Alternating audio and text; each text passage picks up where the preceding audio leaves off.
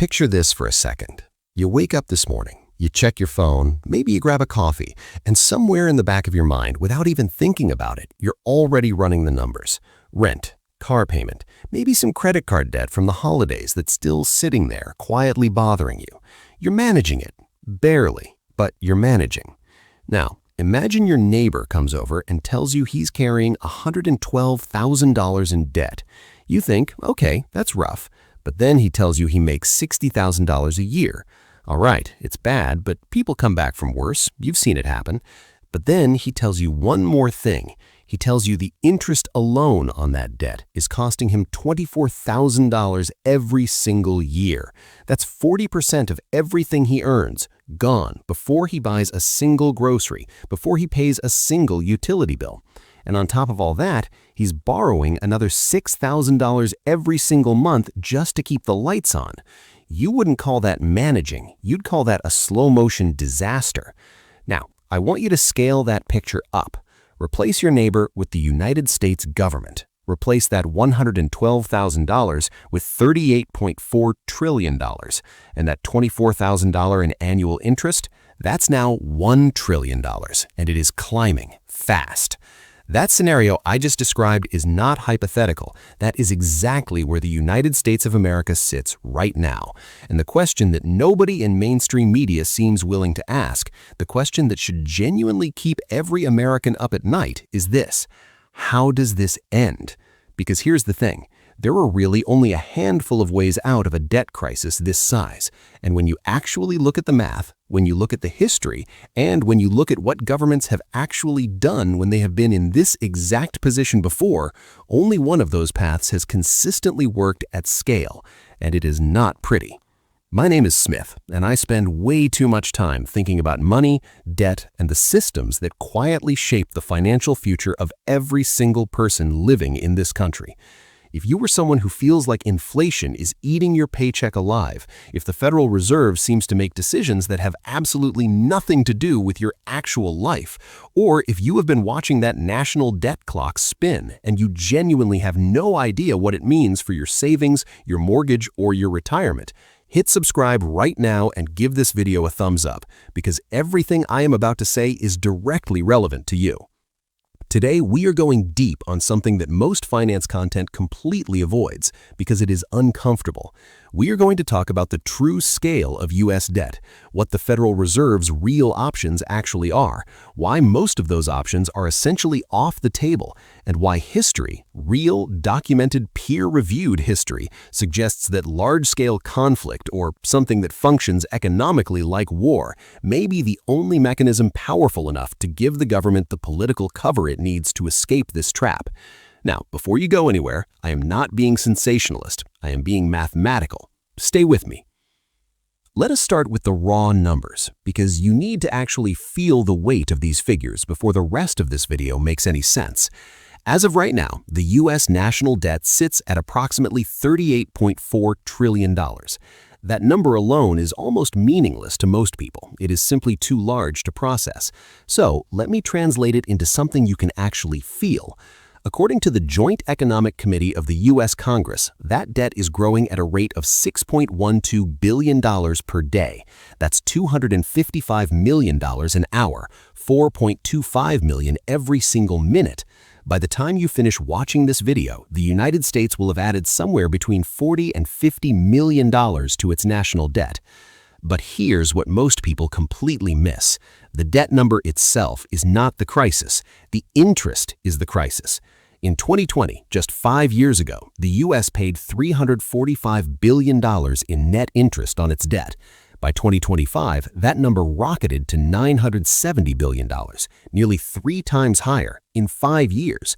And according to the Congressional Budget Office, interest payments will officially cross $1 trillion in 2026. $1 trillion every single year, not paying down a single dollar of principal, just the carrying cost of what has already been borrowed. Let me put that in perspective for you. The U.S. paid $970 billion in interest in 2025. That's more than what the country spent on Medicare, more than what it spent on national defense. Interest on debt is now the second largest line item in the entire federal budget, behind only Social Security.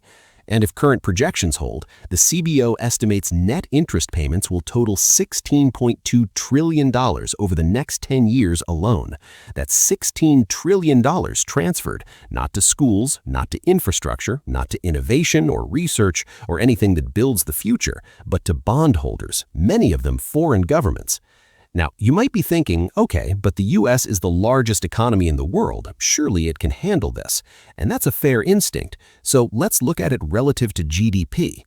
Interest costs are expected to hit 3.3% of GDP in 2026, eclipsing the previous record set in 1991. By 2036, the CBO projects that climbs to 4.6% of GDP. And under the worst-case scenario from the Committee for a Responsible Budget, we could be looking at interest consuming over 5% of the entire U.S. economy every single year by the mid-2030s.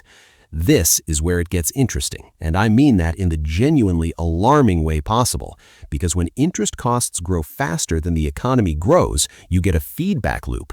More debt means more interest means bigger deficits means more borrowing, and you repeat that cycle until something breaks.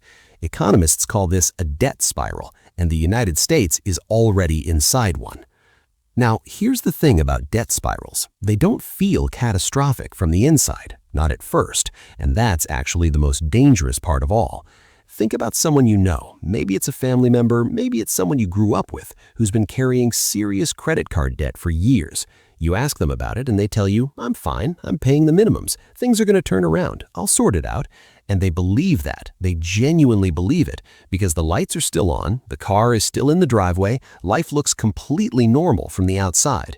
The problem isn't the debt in that exact moment. The problem is that the denial, the comfortable story they're telling themselves, is preventing the one thing that could actually fix it before it becomes completely unfixable. Governments do the exact same thing. Politicians have every incentive in the world to delay the reckoning. Nobody wins an election telling voters that services are being cut, that taxes are going up dramatically, or that their standard of living is about to decline. So instead, they borrow more. They kick the can. They tell themselves and everyone else that growth will eventually solve it. And here's the psychological trap that even genuinely smart economists fall into. They point to the post-World War II period and they say, look, we came back from debt to GDP of over 100% before. We can do it again. But here's what most people don't realize, and this is crucial. That post-war recovery was not just economic growth. It was engineered. It was entirely deliberate, and it depended on a very specific set of conditions that simply don't exist anymore. Let me show you exactly what I mean. At the end of World War II, U.S. federal debt sat at around 106% of GDP. By 1974, less than 27 years later, it had fallen to just 23%. People look at that and think America simply grew its way out of debt. The economy expanded, tax revenues rose, the problem solved itself. But a landmark 2024 IMF working paper by economists Julian Ackland and Lawrence Ball ran the actual numbers, and what they found was stunning. They asked one simple question: what would have happened to the debt-to-GDP ratio if you had only economic growth? No special policies, no tricks, just organic expansion of the economy. The answer: debt to GDP would have fallen only to about 74% by 1974, not 23%. That missing 50 percentage points of debt relief came from three other things entirely. First, primary budget surpluses. After the war, Congress actually ran the government at a profit for years. Taxes exceeded spending, real fiscal discipline. That is almost unimaginable in today's political environment, where the U.S. is running a deficit of $1.9 trillion in 2026 alone, and that deficit is projected to grow to $3.1 trillion by 2036. Second, surprise inflation. After price controls were lifted in the late 1940s, inflation surged in ways that bondholders simply did not anticipate. When inflation runs higher than expected, it erodes the real value of existing debt. You borrowed $1 in 1945. Inflation ate part of it. You paid it back in 1955 dollars that were worth significantly less. That is not an accident. That is theft by another name.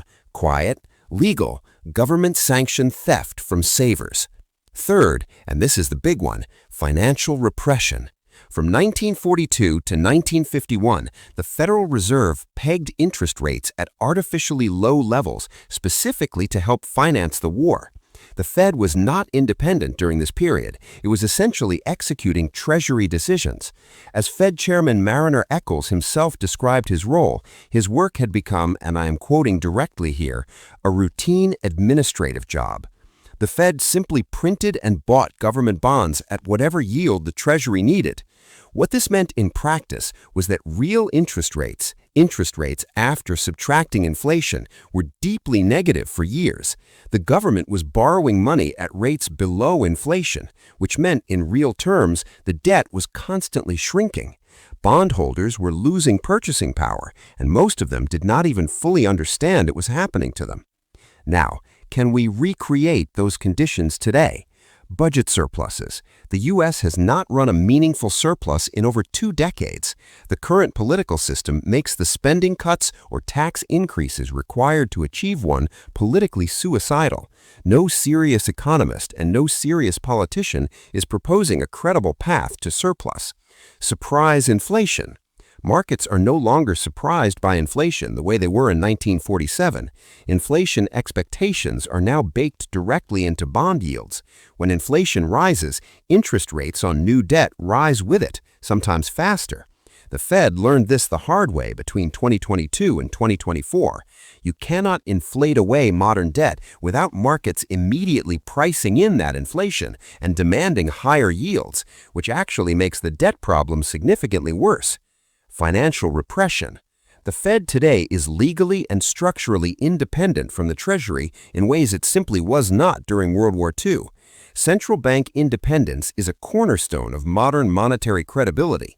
The moment markets believe the Fed is being forced to cap yields to serve the Treasury's borrowing needs, Treasury yields blow out, and you trigger the exact crisis you were trying to prevent.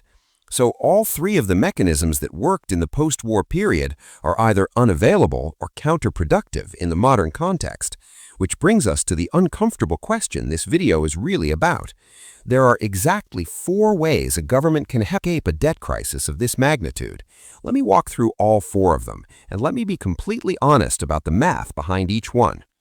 Exit 1. Grow your way out. This is the one politicians love because it requires no pain. The idea is simple. If the economy grows faster than the debt grows, the ratio improves over time without paying anything down. But here's the problem. The U.S. GDP growth has averaged about 2 to 2.5% annually in recent decades. The debt is growing at somewhere between 5 and 7% per year. You cannot outrun a faster car, not without a fundamental transformation in the growth rate of the American economy, and nothing on the horizon suggests that is coming. Exit 2. Austerity. Cut spending, raise taxes, balance the books, force the debt down through fiscal discipline. This is theoretically correct and practically impossible. The Congressional Budget Office projects mandatory spending, Social Security, Medicare, Medicaid, will consume 80% of the federal budget by 2036. These are programs with enormous and deeply motivated political constituencies. The interest on the debt itself is projected to exceed all discretionary spending by 2038. You could cut every single discretionary program, every military contract, every federal agency, and every highway project in America, and you still cannot close the gap. The math simply doesn't work anymore. And no democratic government in history has been able to impose the scale of austerity required without a genuine crisis forcing its hand. Exit 4. Financial repression combined with inflation, covered by some form of national emergency that gives the government the political license to do things it could never do in peacetime. Now, look, when I say war is a mechanism for debt resolution, I want to be extremely clear. I am not advocating for war. What I am doing is reading history. I am explaining a mechanism that has been documented by Harvard economists, at the IMF, and at the Federal Reserve itself. Understanding how this works is not the same as endorsing it. It's the same reason doctors study pandemics they never want to see happen. So, let's talk about what large-scale conflict actually does to a debt problem.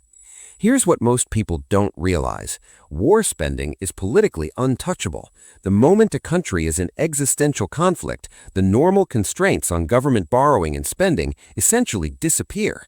Nobody calls a senator unpatriotic for running up debt to build ships and train soldiers. The social contract around fiscal discipline gets suspended by national necessity. But the deeper mechanism is what happens to the Federal Reserve. In wartime, the relationship between the Fed and the Treasury fundamentally changes. The Fed's primary mandate quietly shifts from price stability to war financing. We saw this exact pattern in World War II, when the Fed pegged interest rates and subordinated its independence to the Treasury's borrowing needs for nearly a full decade. Think about what that means in practice. Right now, the Fed is paying between 3.5 and 4% on its benchmark rate. The U.S. government is paying an average of about 3.4% across its total debt. With inflation running above 2.5%, the real interest rate is positive, which means the debt is getting more expensive in real terms, not cheaper. But in a wartime scenario with Fed yield control, you flip that equation entirely. You cap Treasury yields at, say, 2%. You allow inflation to run at 4%, 5%, even 6%. Real interest rates go deeply negative. Every single year, the real burden of the debt quietly erodes, not through default, not through explicit austerity, but through a slow and systematic confiscation of purchasing power that barely makes the evening news because everyone is focused on the conflict itself. In the post-World War II period, this exact mechanism, combined with genuine budget discipline and strong growth, reduced the U.S. debt-to-GDP ratio from 106% all the way down to below 25% in less than 3 decades. The IMF's own analysis confirms that without financial repression and inflation, that ratio would have stayed above 70%. War provided the political cover for mechanisms that would have been completely impossible to implement in peacetime. Now, you might be thinking, but could the government just create a different kind of national emergency? Climate change, infrastructure, a massive industrial policy? And this is a genuinely fascinating question because technically the economic mechanics could look similar. Massive government spending, politically justified borrowing. But here's the critical difference. Those programs don't create the same geopolitical conditions that give the Federal Reserve cover to suppress interest rates. Financial repression requires creditors, both domestic and foreign, to accept yields below inflation on government bonds. In peacetime, if you try to force that, they simply don't buy your bonds, or they sell, or they move to other currencies. War changes the investor calculus in ways that peacetime emergencies simply cannot replicate. This is why historians and economists studying fiscal history keep returning to the same uncomfortable conclusion. The post-World War II debt reduction was not an accident. It was not just growth. It was a systematically engineered transfer of wealth from savers and bondholders to the government, made possible by the extraordinary crisis conditions of the war itself.